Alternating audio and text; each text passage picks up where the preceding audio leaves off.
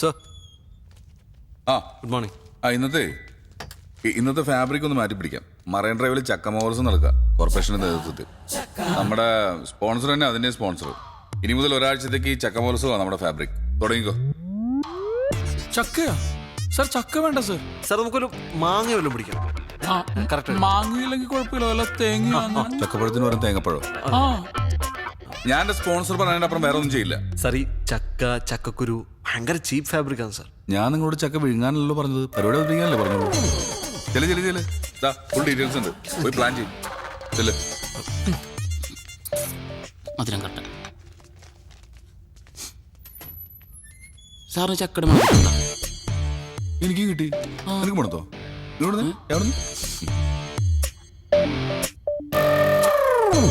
മണമുണ്ട്. ചായക്ക അല്ല ചക്കയ്ക്ക്. Good morning Kochi. നിങ്ങളുടെ ഏവരുടെയും പ്രിയപ്പെട്ട ഷോ ആയ ഹലോ FM-ന്റെ ഹലോ നമസ്തയിലേക്ക് എല്ലാവരെയും സ്വാഗതം ചെയ്യുന്നു. നിങ്ങളുടെ ഫേവറേറ്റ് ജെറി, RJ മാധവ്, എന്റെ എല്ലാ പ്രിയപ്പെട്ട ലിസണേഴ്സിനെയും ഹലോ നമസ്തയിലേക്ക് ഒരു തവണ കൂടി സ്വാഗതം ചെയ്യുന്നു. ഇന്ന് ഞങ്ങൾ നിങ്ങളെ കൂട്ടിക്കൊണ്ടു പോകുന്നത് വളരെ രസകരമായ ഒരു സ്ഥലത്തേക്കാണ്. എവിടേക്കാണ് മാധവ്? മെറൈൻ ഡ്രൈവിലേക്ക്. അവിടെ നടക്കുന്നത് ചക്ക മഹോത്സവമാണ്. ചക്ക മഹോത്സവം സുഹൃത്തുക്കളെ, നമ്മുടെ കേരളത്തിൽ ആദ്യമായി കൊച്ചിയിൽ അതാ നടക്കുന്നു ചക്ക മഹോത്സവം. ചക്കയെ പറ്റി പറയുകയാണെങ്കിൽ ചക്ക മലയാളികളുടെ ഇഷ്ട വിഭവമാണ്. ചക്കയട, ചക്ക പായസം, ചക്ക അവിയൽ, ചക്ക വരട്ടിയത്, ചക്കത്തോരൻ, ചക്ക പുഴുക്ക്, ഇങ്ങനെ ഒരുപാട് രസകരമായ വിഭവങ്ങൾ നമ്മൾ ചക്കയിൽ നിന്നുണ്ടാക്കുന്നു. അതേപോലെ പറയാൻ വിട്ടുപോയ മറ്റൊരു കാര്യമുണ്ട്. മാധവന്റെ വൈഫ് പ്രിയ വളരെ നല്ലൊരു ബേക്കറാണ്. അവര് വളരെ നന്നായിട്ട് ചക്ക കേക്ക് ഉണ്ടാക്കുന്നതാണ്. അതെ, ബേക്കർ ആവുക എന്നുള്ളതും ചക്ക കൊണ്ട് കേക്ക് ഉണ്ടാക്കുക എന്നുള്ളതും അതൊരു ക്വാളിറ്റിയാണ്. ഒരുപക്ഷെ അത് കഴിക്കാനുള്ള ഭാഗ്യം എന്റെ പ്രിയപ്പെട്ട സുഹൃത്തിന് ഉണ്ടായിട്ടുണ്ടാവില്ല. നമുക്ക് മാറ്ററിലേക്ക് തിരികെ വരാം. ചക്ക മഹോത്സവം. അതിനോടനുബന്ധിച്ച് ഞാൻ ഏവരോടും റിക്വസ്റ്റ് ചെയ്യുകയാണ്, എല്ലാവരുടെയും വീട്ടിലൊരു ഒരു ചക്കക്കുരു നടുക. അതൊരു പ്ലാവാകട്ടെ, കേരളം ഒരു പ്ലാവളമാകട്ടെ. ചക്കക്കുരു നടുന്നതിന് മുമ്പ് നിങ്ങൾ ഒരു കാര്യം ആലോചിക്കുക. ചക്കക്കുരു കുഴിച്ചിട്ട് അത് വലുതായി ഒരു പ്ലാവാകുമ്പോൾ ഒരു കാരണവശാലും നിങ്ങളുടെ അയൽവാസി ബുദ്ധിമുട്ടരുത്. അദ്ദേഹത്തിന്റെ ജീവിതം ഒരിക്കലും നിങ്ങൾ താറുമാറാക്കരുത് എന്ന് പറയാൻ പാടില്ല. ഒരു തെറ്റായ പ്രയോഗമാണ്, അതങ്ങനെ പറയാൻ പാടില്ല. അതിലേക്ക് നമുക്ക് പിന്നീട് കടക്കാം. പ്ലാവില് നമ്മൾ നൊസ്റ്റാൾജിയാണ്. പ്ലാവില് കൊണ്ട് കുമ്പിള് കുത്തി കഞ്ഞി കുടിക്കാത്തവരെ ആരുണ്ട് സുഹൃത്തുക്കളെ? അതേപോലെ തന്നെ നമുക്ക് എല്ലാവർക്കും അറിയാം, ചെറുപ്പത്തിൽ നമുക്ക് നമ്മുടെ അച്ഛനപ്പന്മാര് തൊപ്പി ഉണ്ടാക്കി, പ്ലാവിനെ കൊണ്ട് തൊപ്പി ഉണ്ടാക്കി നമ്മുടെ പോലീസുകാരാക്കിയിട്ടുണ്ട്. നിങ്ങളുടെ പ്ലാവ് മുഖേന അയൽവാസിക്ക് ബുദ്ധിമുട്ടുണ്ടാവുകയാണെങ്കിൽ തീർച്ചയായിട്ടും പോലീസ് ഇടപെടുക തന്നെ ചെയ്യും. അത് പറയുകയാണെങ്കിൽ അത് ക്ഷുദ്രന്മാരുടെയും വിവരദോഷികളുടെയും ഭാഷ മാത്രമാണ്. മാത്രമല്ല ഞാൻ ഓർമ്മിപ്പിക്കുന്നു, പോലീസുകാർ മരം വെട്ടുകാരല്ല. അതുപോലെ തന്നെ പോലീസുകാരെ ഭയന്ന് ആരും ഇതുവരെ മരമോ മരത്തിന്റെ കൊമ്പോ വെട്ടാറില്ല മാധവ്.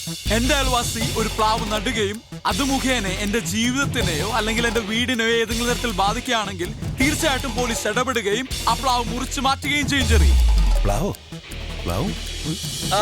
നമുക്കൊരു സോങ്ങിലേക്ക് കിടക്കാം. Madhav, take it from me. എന്റെ പ്ലാവല്ല, അതിന്റെ കൊമ്പ് പോട്ടൊരു ചില്ല പോലും വെട്ടാൻ ഞാൻ സമ്മതിക്കില്ല. അത് മുറിക്കാൻ പറ്റുമോ ഇല്ലയോ എന്ന് നിനക്ക് ഞാൻ കാണിച്ചു തരും. എടാ, നിന്നെ പോലൊരു കിഴങ്ങനെ ഫ്രണ്ടാക്കി എന്നെ പറഞ്ഞാൽ മതി. ഞാനില്ലെങ്കിൽ ഷോ നടക്കില്ലായിരുന്നു. നീയാടാ കിഴങ്ങൻ. ഞാനല്ലേ കാണാറുണ്ട്. എന്ത് കാണാനാടാ? നീ എന്തുണ്ടാക്കി?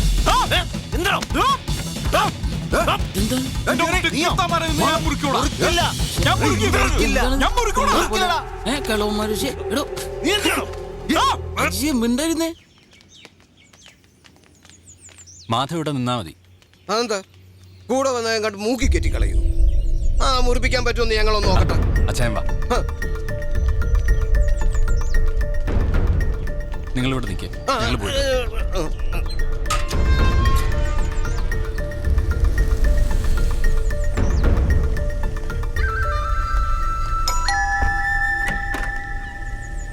ഞങ്ങൾ കമ്മിറ്റി കൂട്ടിയിട്ട് നേരിട്ട് വരുന്ന വഴിയാ. ഇരിക്കൂ.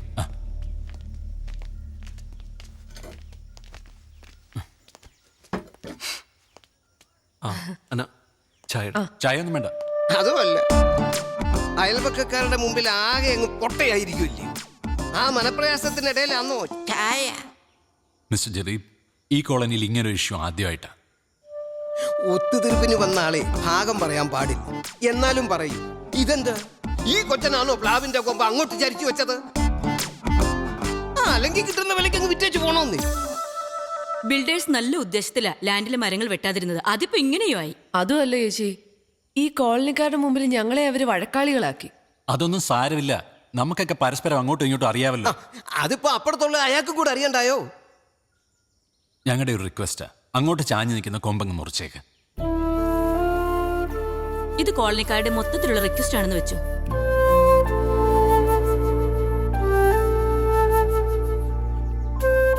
ഒരുത്തനെയും പേടിച്ചിട്ടൊന്നുമല്ല. നിങ്ങളോട് റെസ്പെക്ട് ഉണ്ടല്ലോ. മുറിച്ചേക്കാം. കൊമ്പല്ല, മരം തന്നെ മുറിച്ചേക്കാം. Thank you Jerry, thank you. നമുക്കിറങ്ങാം.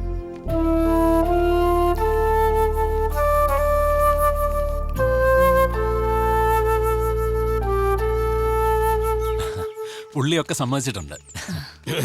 പക്ഷെ സെക്രട്ടറി, ഒരുത്തിനെ നോക്കിയിട്ടല്ല എന്നുള്ള അവന്റെ ആ ഉടക്ക് വർത്തമാനമുണ്ട്, അതെനിക്ക് അങ്ങോട്ട് പിടിച്ചില്ല. എന്താ അസോസിയേഷൻ പറഞ്ഞിട്ടാ മുറിക്കുന്നത്, അല്ലാതെ ദൈവം തമ്പുരാൻ വന്ന് പറഞ്ഞാലും മുറിക്കുന്ന പ്രശ്നമില്ല.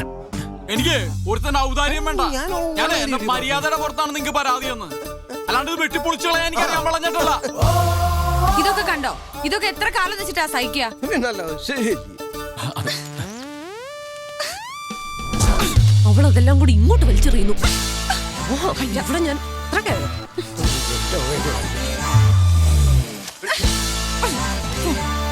നീ ഇങ്ങോട്ട് മാറി. സെക്രട്ടറി, ഇപ്പൊ ഞാൻ പറഞ്ഞ ബാക്കി അങ്ങ് പിൻവലിക്കുക. എന്റെ പ്ലാവ് ഒരു കാരണവശാലും ഞാൻ മുറിക്കുന്നില്ല. മാത്രമല്ല, വെട്ടാൻ വരുന്നവന്റെ കാര്യം വിട്ടും. അസോസിയേഷൻ അറിയിക്കാനല്ലേ ഞാനും അറിയിച്ചു കഴിഞ്ഞു. ഇനി ഞാൻ എന്റെ വഴി നോക്കൂടാ. നിങ്ങൾ എന്തു വേണേ ചെയ്തു, എങ്ങനെ വേണേ ചെയ്തു. പക്ഷെ പ്രശ്നം ഉണ്ടായ അസോസിയേഷൻ ഇടപെടും. ഈ വെട്ടും കുത്തും കലഹമൊക്കെ ഉണ്ടാകുന്നതിനെക്കാട്ടും നല്ലത് എത്രയും പെട്ടെന്ന് കിട്ടുന്ന വിലയ്ക്ക് ഇതൊക്കെ വിൽക്കുന്നത്. ഞാൻ പറഞ്ഞേ എല്ലാവരും വീട്ടിൽ പോണം. എല്ലാരോടും എന്റെ തലേക്ക് എന്തിനാ? ഹലോ, ജമ്പോൺ സാറല്ലേ? ആണെന്നാണ് എല്ലാവരും പറയുന്നത്. എടാ, നീയൊക്കെ കാരണം ആ സ്പോൺസർ ആകെ വയലന്റ് ആയിട്ടിരിക്കുക. അറിയോ, ഈ ഷോ അബ്രപ്റ്റ് ആയിട്ട് നിർത്തിയാണ്. എന്താ സ്പോൺസേഴ്സിനോട് പറഞ്ഞേക്ക് ജെറി ഹലോ എഫും വിട്ടെന്ന് എന്റെ റെസിഗ്നേഷൻ സാറിന് മേലിൽ ഞാൻ അവിടെ നിൽക്കുന്നില്ല. ഇവന്റെ കൂടെ ഇനി ആര് വർക്ക് ചെയ്യാനാ? എടാ മക്കളെ, ചേട്ടനൊന്ന് പറയട്ടടാ. നിന്റെ ഒപ്പം ഇനി ആര് വർക്ക് ചെയ്യൂടാ? അയ്യോ, ഞാൻ ജിഞ്ചറി പോടാ. ഞാൻ ഓറഞ്ച് പോടാ. നിന്റെ ഓറഞ്ച് പുളിക്കും. നിന്റെ ജിഞ്ചർ കൈക്കൂടാ. ഒരു കാരണവശാലും ഇവർക്ക് വിട്ടുകൊടുക്കാൻ പിന്നെ അറിയില്ലെന്നെ. എന്താ നീ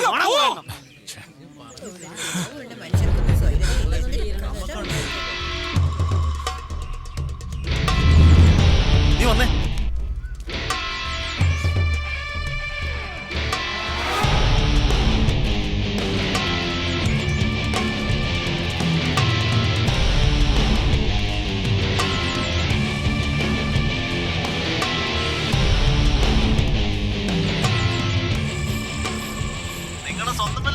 അതെ, സ്വന്തം വില്ലകളാ.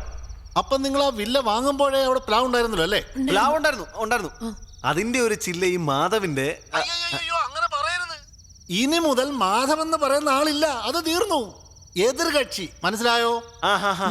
ഈ എതിർകക്ഷിയുടെ മുറ്റത്തേക്ക് ഒരു കൊമ്പ് ചാഞ്ഞ് നിപ്പുണ്ടായിരുന്നു. അതിൽ നിന്ന് ചില ഇലകളും മറ്റും മാധവിന്റെ എതിർകക്ഷിയുടെ മുറ്റത്തേക്ക് വീഴുന്നുണ്ടായിരുന്നു. കുറച്ച് ഇലയൊന്നും അങ്ങോട്ട് വീണിട്ടില്ല. അതെല്ലാം എതിർകക്ഷി കെട്ടിച്ചു വെച്ചതാണ്. സാറേ, എന്തൊക്കെയായാലും ശരി, അത് സുപ്രീം കോടതി വരെ പോയാലും ശരി, അവനെ ഒരു ചില്ല പോലും മുറിക്കാൻ പാടില്ല. ഞാൻ എത്ര കാശ് വേണം ചെലവാക്കാം. ഇതിന്റെ അഭിമാന പ്രശ്നമാണ്. സാറേക്ക് നാളെ തന്നെ സ്റ്റേ ഓർഡർ വാങ്ങിച്ചു തരണം. അതല്ല, എനിക്ക് വിട്ടേരെ. എന്തായാലും ഞാൻ 2 ദിവസത്തിനുള്ളിൽ വീട്ടിലോട്ട് വരാം. വേണമെങ്കിൽ പ്ലാവിന് പ്രൊട്ടക്ഷൻ കൊടുക്കാം. പിന്നെ പീസിന്റെ കാര്യം അത് ഗുമസ്തം പറഞ്ഞു കാണൂലല്ലേ? അത് മൊത്തം വേണോ? പറഞ്ഞ തുക മുഴുവനും ഉണ്ടോ കേട്ടോ?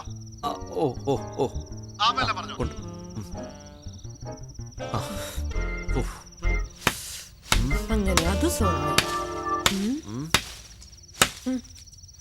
ജെറി, എന്തൊരു സൗണ്ട്? ഇടിയപ്പം പ്ലാവ് മുറിക്കുന്നത്.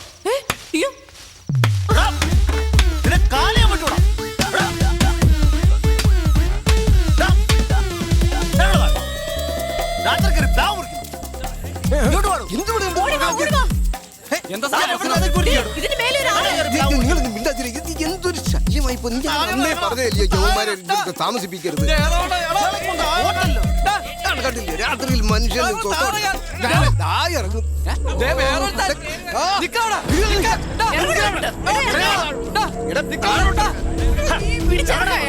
ഞാനിവിടെ ഇവിടെ താമസിക്കാൻ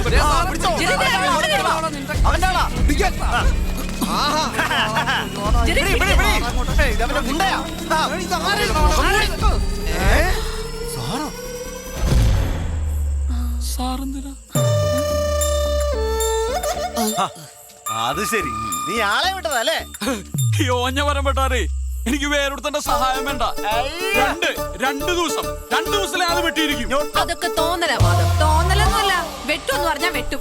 അതെ, ആ കുട്ടി വെട്ടാത് നമുക്ക് പോലെ സഖി കെട്ടു. 2 കൂട്ടരും വീടും വിറ്റിച്ചു പോകുന്നതാ കോളനിക്ക് നല്ലത്.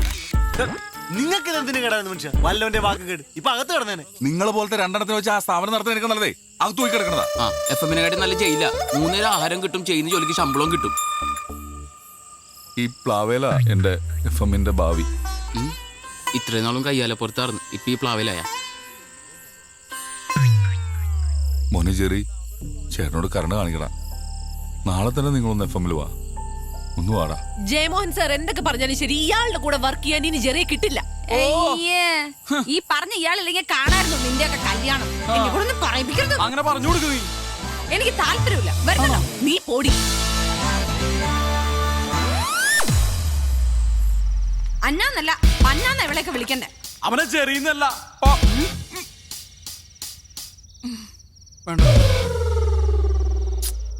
നല്ല ഉറുമ്പിന്റെ കടി കിട്ടിയിട്ടുണ്ട്. നീ ഇപ്പൊ എന്ത് ചെയ്യടാ? ഭക്ഷണം കഴിച്ചിട്ട് വീട്ടിൽ പോ. എന്തേ വിശക്കണല്ലേ? ഓ അവിടെ ചെക്ക് എടുക്കൂലല്ലേ? നല്ലൊരു ചക്ക പഴുത്തിട്ടുണ്ടായിരുന്നു. മര്യാദക്ക് അത് തിന്നാ മതിയായിരുന്നു. പട്ടിണി തന്നെ. വർക്ക് ചെയ്തുകൊണ്ടിരിക്കുന്ന ഫേമിനെ ഒരു ബ്രീത്തിങ് സ്പേസ് പോലും കൊടുക്കാതെ നിങ്ങൾ ഇട്ടേച്ച് പോയി. അത് തന്നെ ഒരു നെഗറ്റീവാണ്. അതിലും വലിയ നെഗറ്റീവാണ് ഒരു ടീം സ്പ്ലിറ്റ് ആകുന്നത്. ജെറി മാധവ് ടീം അതൊരു അട്രാക്ഷൻ തന്നെയായിരുന്നു. പക്ഷേ മാധവ് ഒറ്റയ്ക്ക് സാർ ഞാൻ ഒരു കാര്യം ഉറപ്പ് പറയാം. സാറിന്റെ FM സകല FM-നെ ബ്രേക്ക് ചെയ്യും. എനിക്കൊരു ട്രെയിനിങ്ങിനെ കൂടെ തന്നാ മതി. നമുക്ക് സൂപ്പർ സ്ലോട്ട് ഉണ്ടാക്കാം. ഇങ്ങനെ സ്ലോട്ട് ഉണ്ടാക്കാൻ കഴിവുള്ളവര് ഈ ഓറഞ്ച് FM-ൽ തന്നെ ഉണ്ട്. But I want your team, Jerry Madhav. Sorry sir, എത്ര രൂപ തരാമെന്ന് പറഞ്ഞാലും എനിക്കിനി മാധവനെ വയ്ക്കാൻ പറ്റില്ല. I am sorry Madhav, I am sorry. Anyway thank you. Thank you sir. Thank you.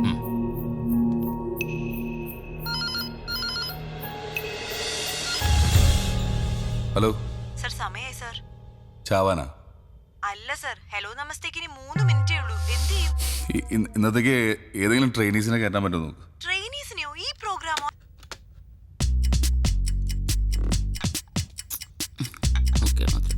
സാറേ ദേ ആ പിള്ളേരൊക്കെ ആക്കി ടെൻഷനില്ല. 2 മിനിറ്റും കൂടി ഉള്ളൂ.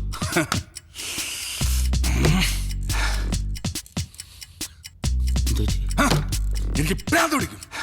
എനിക്ക് ഉറപ്പായിരുന്നു സാറിന്റെ പോക്ക് കണ്ടിട്ട് സാറിന് ഭ്രാന്ത് പിടിക്കാൻ സാധ്യത ഉണ്ടെന്ന്.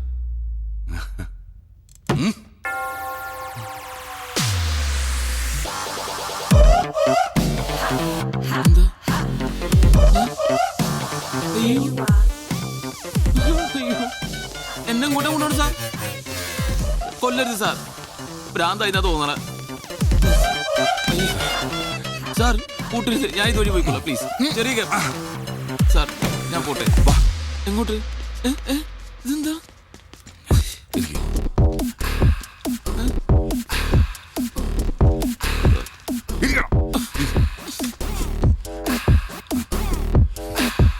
വെൽക്കം ടു ഹലോ നമസ്തേ. ഇന്ന് നിങ്ങൾക്കൊപ്പം ഉള്ളത് 2 സർപ്രൈസ് ആർജേഴ്സ് ആണ്, ജയ് ആൻഡ് അബു. അബു? ഞാൻ ജയ്. എന്നോടൊപ്പം ആരാണെന്ന് ഞാൻ പറഞ്ഞു. ആരാണ്? അബു. അബു. അപ്പൊ നമ്മൾ തകർക്കല്ലേ? എന്തിനാ തകർക്കണത്? തകർക്കല്ല, പൊളിക്കല്ലേ? പൊളിക്കല്ലേ? പൊളിക്കെന്തിനാന്ന്? പൊളിക്കാം, നമുക്ക് ഇടിവെട്ടാക്കാന്ന്. എനിക്ക് പേടിയാണ് സാർ. ഈ അബുവിന്റെ കാര്യം എങ്ങനെയാണ്? എന്ത് പറഞ്ഞാലും പേടിയാവുന്നു എന്ന് പറഞ്ഞുകൊണ്ടേയിരിക്കും. എന്റെ അബു, ഈ ലോകത്ത് നമുക്ക് വേണ്ടത് ധൈര്യമാണ്. ധൈര്യം. ഈ ധൈര്യം വെച്ചോണ്ട് നമ്മള് റെയിൽവേ ട്രാക്കിന്റെ ഫ്രണ്ടിൽ പോയിരുന്ന ട്രെയിൻ വന്നാ ചത്തോലേ? പോവില്ലേ?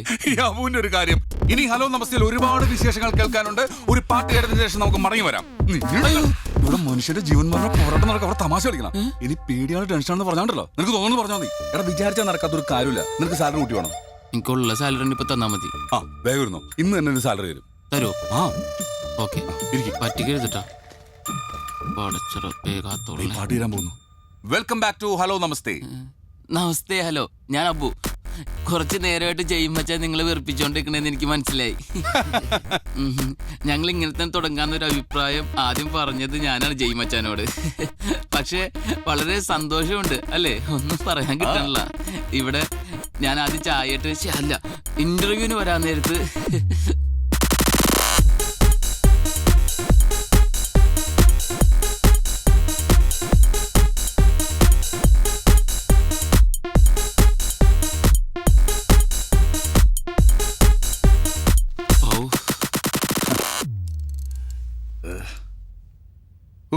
നമ്മൾ എന്തൊക്കെയാടാ പറഞ്ഞത്? എനിക്കൊന്നും ഓർമ്മയൊന്നുമില്ല.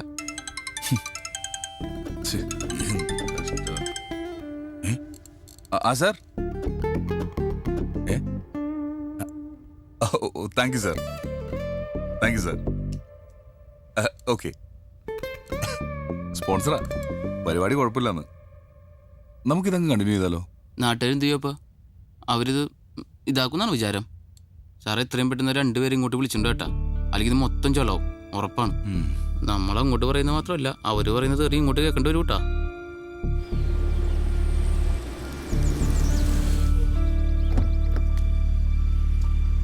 സഖാക്കളെ, പാർട്ടി സമരങ്ങളൊന്നും ഏറ്റെടുക്കില്ല നാട്ടുകാരുടെ ഇടയിൽ ഒരു പരാതിയുണ്ട്. ഹലോ, ഞാനിപ്പോ ഇത് ആരോടാ പറയുന്നേ? ഇതന്നെ 24 മണിക്കൂർ ഇതിന്റെ മോൾ ഇങ്ങനെ വരച്ചെടുക്കുക. ഞാൻ ഒരു കാര്യം ചെയ്യാം, പാർട്ടി തീരുമാനങ്ങളൊക്കെ വാട്സപ്പിലിടാം. എന്തേ? രമേശോ, ഇതാര് മാധവനോ? എന്തൊക്കെയാണ് സാറല്ലേ? പിന്നെ? ഇതിന്റെ ഇന്റിമേറ്റ് ഫ്രണ്ട് മാധവൻ, നമ്മളെ മഹാരാജശ്രീ ആർട്സ് ക്ലബ്ബ് സെക്രട്ടറി 2 കൊല്ലം. പിന്നെ പരിപാടിക്കും കേക്കല്ലേ. ഹലോ നമസ്തേ, ഗംഭീരാവുണ്ട്. എന്തേ ഇവിടെ? അപ്പം പ്ലാവാണ് പ്രശ്നം. ഇങ്ങനത്തെ ചെറിയ പ്രശ്നങ്ങളൊന്നും പാർട്ടി ഏറ്റെടുക്കില്ല. കയ്യും കാലും വെട്ടിക്കാണുമ്പോ ഇന്ന് തന്നെ വെട്ടാ. എന്റെ വെട്ടാണ്ടോ പറയും? ഒരു കൈയും കാലം വെട്ടണ്ട. എന്റെ പ്രശ്നം പ്ലാവാണ്. ഞാൻ കുറെ നാൾ നടന്നാണ് പാർട്ടി എന്നെ സഹായിക്കണം. എന്നായി ഒന്ന് കേട്ടോ, പാർട്ടി ഇടപെട്ട് കഴിഞ്ഞ് ഏറ്റെടുത്ത പ്രശ്നങ്ങളും സമരങ്ങളൊക്കെ തോൽക്കുണ്ടെന്ന് ചെറിയൊരു ആരോപണം ഉണ്ട് പുറത്ത്. അത് ശരിയാണ്. എന്നാ കേട്ടോ, കൊമ്പല്ല പ്ലാവെന്ന് വെട്ടിക്കാളെ നമുക്ക്. പിന്നെ സംസ്ഥാന സമ്മേളനമൊക്കെയാണ് വരുന്നത്. നമുക്ക് ചെറിയൊരു സംഭാവന വേണ്ടി വരും. ഒരു 1000 രൂപ ഞാൻ ഇപ്പൊ തന്നെ വന്നേക്കാം. അതിന്റെ കൂടുതൽ പൂജ കൂടി കൂട്ടിക്കോ. 10,000 രൂപ? അല്ല, അത് അഡ്വാൻസ്. പിന്നെ പ്ലാവ് മുറിച്ച് കഴിഞ്ഞിട്ട് ബാക്കി റെഡിയാക്ക. ധൈര്യമായിട്ട് നിന്നോ, പാർട്ടിയല്ലേ പറയുന്നത്.